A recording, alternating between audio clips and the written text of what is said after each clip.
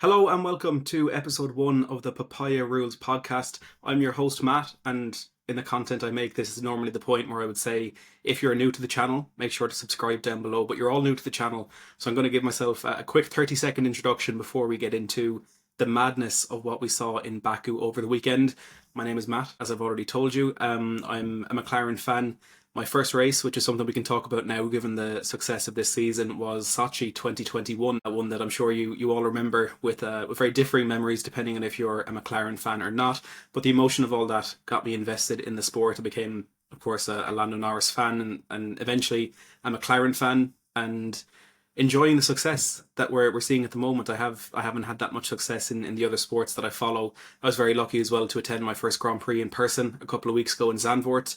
I was there in the pit straight as Lando Norris brought home his first Grand Slam of his career. But let's get into Baku in what was a fantastic weekend, not as much for Lando Norris, but more for his teammate Oscar Piastri.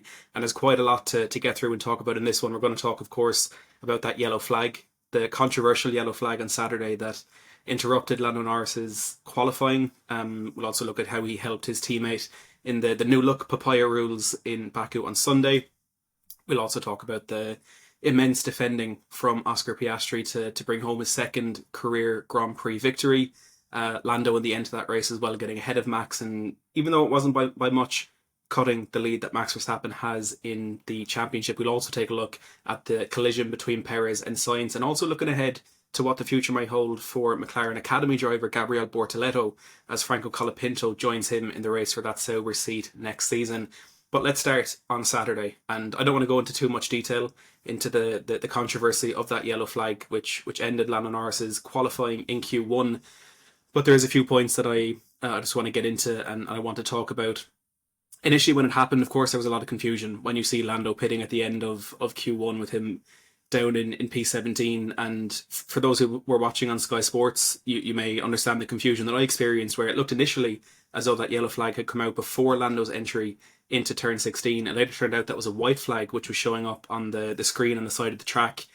Then, of course, on the way out of turn 16, he went a little bit wide, got on the curb, and look, he would have lost a lot of time down the straight and getting to the finish line. There's no doubt about that. But he was 6 tenths up on his previous lap, and he only needed 1.5 tenths of a gain on his previous lap to get through into Q2. So he would have lost a lot of time. I don't think he would have lost enough to put him out of Q1 without that yellow flag. So it was an error, but not one that shouldn't have been a costly one. So what we've since seen from the different telemetries, from, of course, hearing from the drivers and the team as well, is that when he came out of turn 16, there was initially a white flag. You could see Esteban Ocon on the left side of the track. He had I think it was a rear left puncture after colliding with the wall earlier in his lap, and it was watching the qualifying. It was on Max Verstappen's final run in Q1 when he was coming out of Sector 1 that we saw there was a yellow flag in Sector 2, and I was starting to think maybe it would be Max's lap that was compromised and maybe he'd be the one out, but Ocon managed to get moving again after that contact and Max got through fine, but it was Lando whose lap was compromised by Ocon. And there's a few arguments against Lando in this situation that I wanted to touch on. The first was that he should have driven through the yellow flag, and the evidence used for that was the fact that George Russell had a similar incident in Q1 when Carlos Sainz went off into the runoff area. I think it might have been at turn 15, and George Russell continued through and put in a lap that was enough to put him into Q2. The key difference that we need to look at here is in the George Russell incident, he was right on the scene as the yellow flag came out. He was there in that area. He was right behind Carlos Sainz when he ran off when the yellow flag came out. So Russell was already on his way through that. He was already under braking when the yellow flag came out. So there's nothing he could do. He couldn't lift. He couldn't brake earlier or brake harder. He was already committed to that corner. And the key thing here, in my opinion, is that Russell saw the incident. He saw exactly where Sainz was, and he knew what was happening in front of him. He knew what that yellow flag represented and was able to carry on through. With Lando Norris and the area of the track that he got that yellow flag, I think first of all the fact that it was initially a white flag that the steward was waving and on that screen on the side of the track, I think in that moment Lando's thinking, okay, there's the white flag and there's Esteban Ocon. He can see the Alpine going slowly at the side of the track. But when that turns to a yellow flag, the uncertainty in that moment when you're heading down the straight and back, I mean, you come out of turn 16 and you're flat through 17, 18, 19, 20. It's a really high speed corner. They're all really high speed corners, completely blind. Lando doesn't know what's around the corner. he can assume that the yellow flag is for Ocon, but the uncertainty when you have the white flag for him initially and not knowing what's in front is going to make it very, very difficult. And I think the fact that you have to justify that and say and defend the fact that he obeyed the yellow flag, I think is absolutely crazy. But those are the key points for me in that, and it was just devastating, of course, that his qualifying ended that way. Qualified P17, of course, starting P15 on the grid. To mention Oscar Piastri as well, it was an absolutely cracking lap from him in qualifying, and I think as we've learned over the last 4 years that when you get to Baku, you're not aiming to be on par with Charles Leclerc. You're aiming to be the car behind him because he is absolute, as Mark Webber put it after the race yesterday, he's absolutely magical around that track. And it was a big gap between Leclerc and the rest of the field, but it was, as it's turned out, absolutely crucial that Piastri managed to put himself on that front row with him. So a brilliant lap from him to get into P2. Then, of course, between the penalties and the engine changes and the pit lane starts and everything that happened overnight, Lando up into P15 to start, and he needed to gain a lot of positions early in that race, and he did. He managed to get up to P10 inside 3 laps, so getting 5 places. Of course, benefited from the fact that Lance Stroll had to pit when he picked up that puncture in the collision with Tsunoda on the first lap. So he managed to gain those positions really, really early, which ultimately put him in a position later in the race after the first round of pit stops to hold Sergio Perez up and keep that track position, crucially at the start of the second stint for Oscar Piastri. And I could sit here for hours and hours and talk about the team orders and the Papaya rules and everything that we've heard over the last couple of weeks, since Hungary mainly, but since Zandvoort and what happened in Monza. There's so much to talk about. I'm not going to get into it in too much detail because it could completely hijack the entire episode. But thankfully, Lando managed to get that pace, get some overtakes done, and he was ahead of Perez after Checo came out of the pits from his first stop. And it looked as though Perez was going to undercut. And I think what we need to acknowledge here as well is that Oscar Piastri didn't pit immediately after Sergio Perez, and people are saying, well, it's even more important then that Lando was there. I think Piastri didn't pit because Lando was there. That undercut was happening. And if Piastri stayed out for an extra lap, pitted 2 laps later, and there was no one in between, he was going to be undercut. And the team knew that. Everyone knew that. It was the fact that Lando was there that they were able to make that decision to keep Piastri out for a little bit longer. And look, maybe if they had pit 1 lap after, maybe the undercut was already done. But because of how much time Checo lost behind Lando, Piastri was then able to come back out in P2, and that outlap was absolutely mega. And I think everybody watching was confused how the gap was 6 seconds before the round of pit stops between Piastri and Leclerc, and then he was within DRS a lap or 2 after coming back out. And I think it was 3 seconds the difference. Piastri was 3 seconds quicker on his outlap than Piastri 3 seconds quicker than Leclerc. And Fred Vasseur was on the F1 show after the race, and he said it was the in-lap and the outlap that cost Charles Leclerc. So that's where Oscar Piastri managed to make up all of that time and put himself in contention for that race win, which he ultimately got. And I think every McLaren fan would agree that it's absolutely incredible to see Oscar get his first Grand Prix win without that big cloud over the race. And look, in Hungary, he drove a race-winning race. I think you could argue that maybe Lando did as well outside of that start, kept pace throughout a lot of that first stint, and in the final stint in Hungary was quicker than Oscar Piastri, but Piastri was so quick over the entire weekend as well. I think you could argue they were both worthy of winning that race, but the cloud over it with the way it all ended, of course, with having to swap positions on track. And again, those conversations that we've all had a little bit too much to win a race purely on merit. Yes, again, with the help of his teammate, but it's at the end of the day, it's a team sport. It's going to happen to win that race on merit, and with the quality of defending that we saw from him for 30 plus laps at the end of the race was absolutely incredible. And it looked like it wasn't going to happen after that first stint, which was really disappointing beyond after maybe the first 3 or 4 laps, because I think initially it looked as though he was keeping pace with Leclerc, and if he got past that, he may be able to pull away. But he killed those front tyres, driving in the dirty air of Charles Leclerc and pushing a little bit too hard, just trying to keep touch with him. But what was invaluable in that first stint is that he learned if he wanted to get past Leclerc, he had to do it quickly, and that's what benefited him on that second stint when he went onto the hards. And we've since heard that he actually made that move on Leclerc against the advice of the team. Tom Stallard apparently at the beginning of that second stint told Piastri, reminded him, look at what we did with the fronts in the first stint. I think he said something like, be clever about it, don't push too hard. And of course, within a couple of laps, Oscar made that incredible dive bomb down the inside of Leclerc into turn one. And in an interview after the race, Piastri said, "My engineer came on the radio and said, let's not do that again." Basically, I completely ignored him in the next lap and sent it down the inside. And I think in typical Piastri fashion, he admitted in the cool down room after the race to Charles Leclerc that it was 50-50 whether or not he was going to get that car stopped. And he managed to do it. As Alex Brundle said on F1, it was might have been Jolyon Palmer, but it was reminiscent of a Daniel Ricciardo move, and typically in Baku and Azerbaijan as well. But an incredible move from Piastri, and we saw him go around the outside in Monza. We're seeing him going down the inside now here in Baku on Charles Leclerc. He's really coming into his own, and over the last 7 races, as Mark Webber is sure to remind us every time he's interviewed, Piastri has scored more than anyone else on the grid. He scored more in the European races than anybody else, and I know we're all talking about a Lando championship fight. Piastri's only 30 points behind him, and I think he deserves so much credit for that.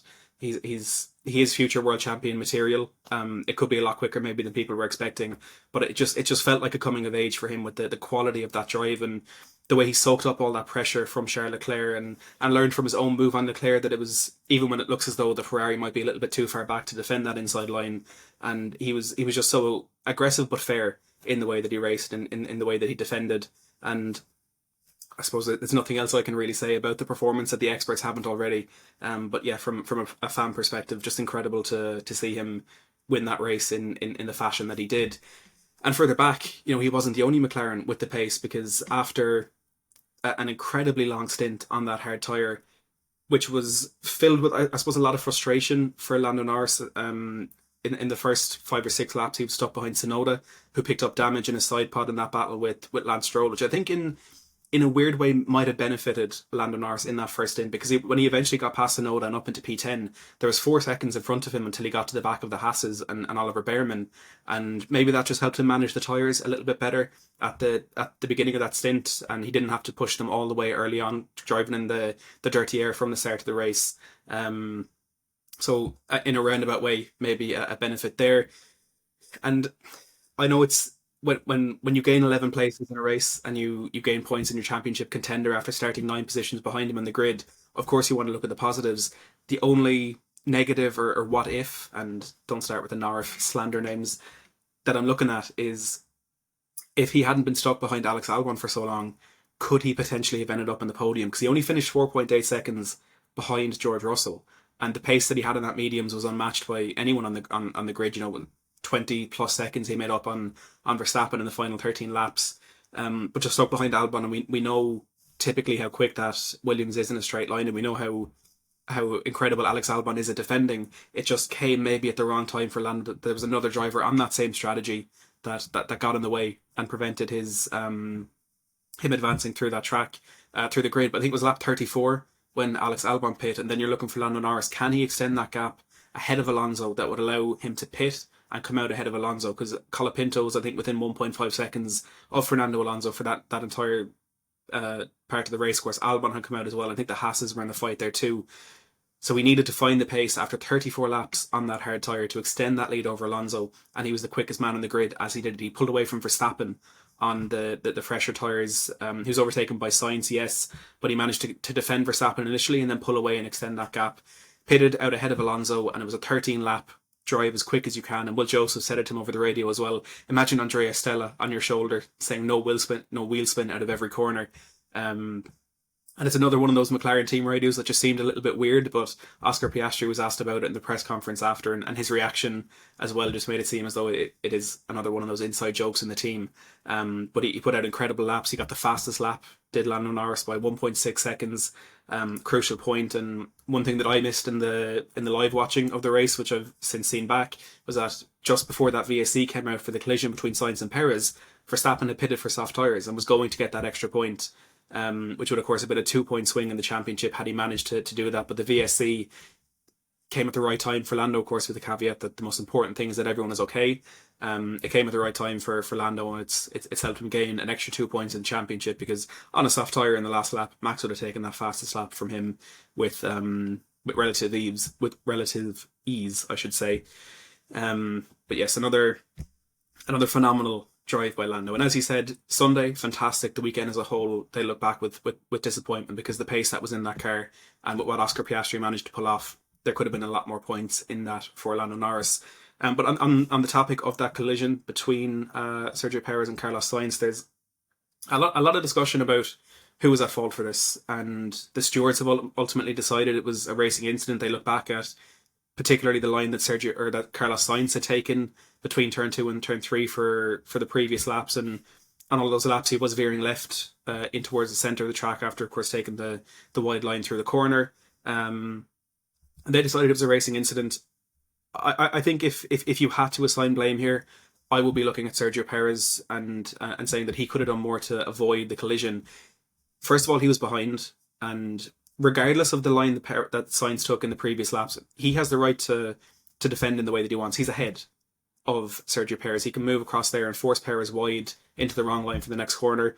Of course, having to leave the space on that side, he's perfectly entitled to move across and force him into that space. But Perez can see he can see Sainz moving in towards him, and it wasn't a sharp turn by Sainz. It wasn't a quick move inside. It was a gradual move in towards the middle of the track.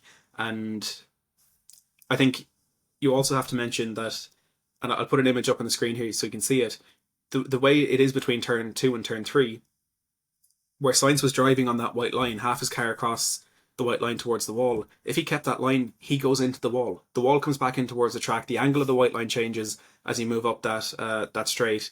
He had to move into the track. Otherwise, he was in the wall.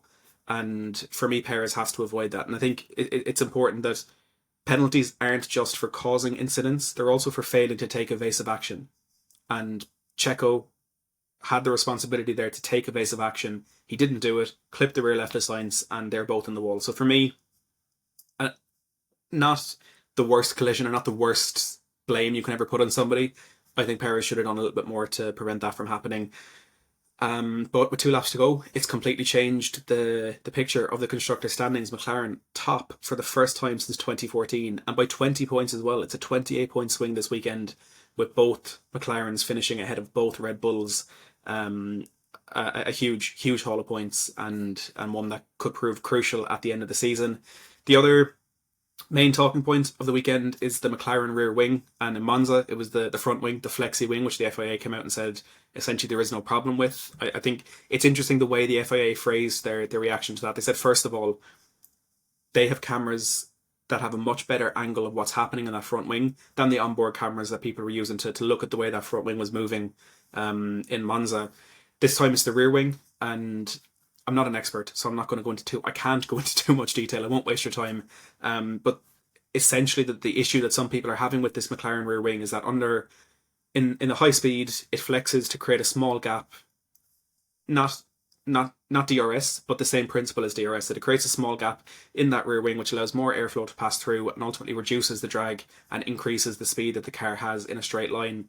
And the argument and discussion now is whether it's a breach of regulation or if it's a loophole within the regulations. And I think that the beauty of Formula One is that there are loopholes, and there are different ways to interpret the rules of the sport, and I think that's what makes it stand out across other kind of series that don't have that freedom and don't have that flexibility. But look, with the attention that's on at the moment, we'll find out very soon if it's legal or not, because the FIA will, of course, if they haven't already, be looking into it now. And I think another point that's being made is all of these tests that are done on these car parts to make sure that they're legal and that they follow the regulations that the FIA have set out, is none of them take into consideration what happens with the load that's on them in those high speed. They're all static tests, so let's wait and see what happens. Again, I'm not an expert, I haven't a clue what's going to happen, but that is a big talking point from this weekend. And as I mentioned as well at the top of the show, McLaren Academy driver Gabriel Bortoleto is now apparently in contention for that seat at Sauber, but with the way Franco Colapinto has started his F1 career at Williams, he's also now a front runner. And from a McLaren and selfish perspective, I would love nothing more than to see Gabriel Bortoleto get a few years in that car. And who knows what's going to happen with Piastri and Norris down the line. You know, now it seems they're there for the long term. Things can change very quickly in Formula One. And if Bortoleto could have some F1 experience under his belt, that would be absolutely fantastic. The way his season has gone in the last few weeks, I think, has catapulted him to the top of Sauber's list. Of course, we know Liam Lawson has been on that. We know Carlos Sainz was one of the names. It looks now as though Valtteri Bottas has fallen out of contention, but between Lawson, Bortoleto and Colapinto, they have some incredible options in there. But for Bortoleto, he was 30, 40 points behind Isaac Hadjar in the F2 standings a couple of races ago, and he's managed to turn it around remarkably. He did his last to first real life challenge in Monza in the feature race from P22 to P1, even in the sprint race from P22 to sharing the points for P8. In crossing the line at the exact same time as, I forget the driver he was competing with there, but Isaac Hadjar in Monza and in Baku just not having a very good time. I think we all saw the video of Hadjar and his teammate going into the barriers at turn 1 in qualifying. So Bortoleto's turned that round incredibly and absolutely deserves the consideration for that seat. But Colapinto's gone into a Williams. He's got 4 points in 2 races. He's driven remarkably. He has incredible pace. Apparently in the simulator he's only a 10th off Alex Albon, which you can't take as the entire story, but I think the raw pace is clearly there for Colapinto. And James Vowles has said that Williams are going to work with Sauber to try and make something happen. He said in 2 races Colapinto was shown to the world he deserves a place in Formula 1. I've always firmly believed that you have to give good drivers opportunities, so we'll see if we can find a way to work with Audi or Sauber in this circumstance. So the story's not over yet. Of course, the grid isn't finalised for next season. We have to wait and see, is Perez going to keep that seat at Red Bull? And I think with the findings they've made about their floor and when the issues first started happening in Barcelona last year, it's a little bit of a reprieve for Sergio Perez, because that's when he started having issues with the car. And Christian Horner himself has said today that they didn't take Checo's issues seriously because Max was winning the race, but now the data is showing them when Checo started having problems with the car is when things went wrong with their floor in Barcelona in 2023. So let's wait and see what happens at Red Bull, subsequently at VCarb, and of course Sauber as well. Still 2 or 3 seats to be confirmed. But yes, if you are enjoying this content, if you did enjoy this video, please do hit that subscribe button down below. This is a new project that I've started. Who knows where it's going to go? Who knows how long it's going to last? But just looking forward to sharing Formula 1 with hopefully a little bit of a community on here. So thank you if you have watched and stuck around for this long, and I look forward to the next episode next week.